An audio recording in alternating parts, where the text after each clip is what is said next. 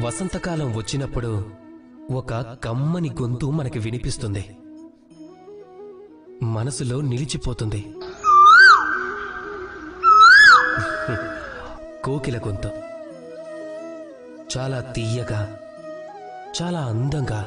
అలాగే ఇంకొక పక్షి కూడా ఉంది, దాని గొంతు అంతే తీయగా ఉంటుంది. అది మన ఇంటి చుట్టుపక్కలే ఉంటుంది.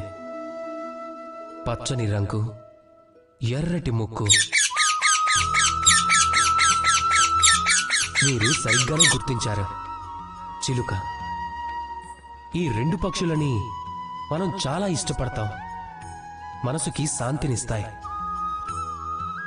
కానీ ఈ రెండిటికి చాలా పెద్ద తేడా ఉంది. కోకిల అన్ని చోట్ల స్వతంత్రంగా ఉంటుంది. చిలుక చాలా వరకు మన ఇళ్లల్లో పంజరాలలో బందీ అయి ఉంటుంది. ఎందుకు జరుగుతుంది అలా? ఎప్పుడైనా ఆలోచించారా?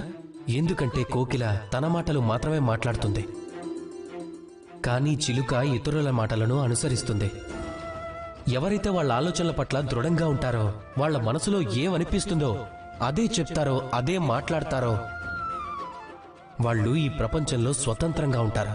ఎవరైతే ఇంకొకరిని అనుసరిస్తారో వాళ్ళు ఆత్మచింతనను వీడి బందీ అయిపోతారు. ఒకసారి పంజరంలో, ఒక్కోసారి బాధలో. మరి మీరు ఏమవ్వాలనుకుంటున్నారు?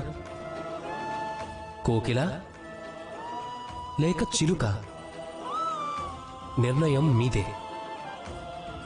రాధాకృష్ణ.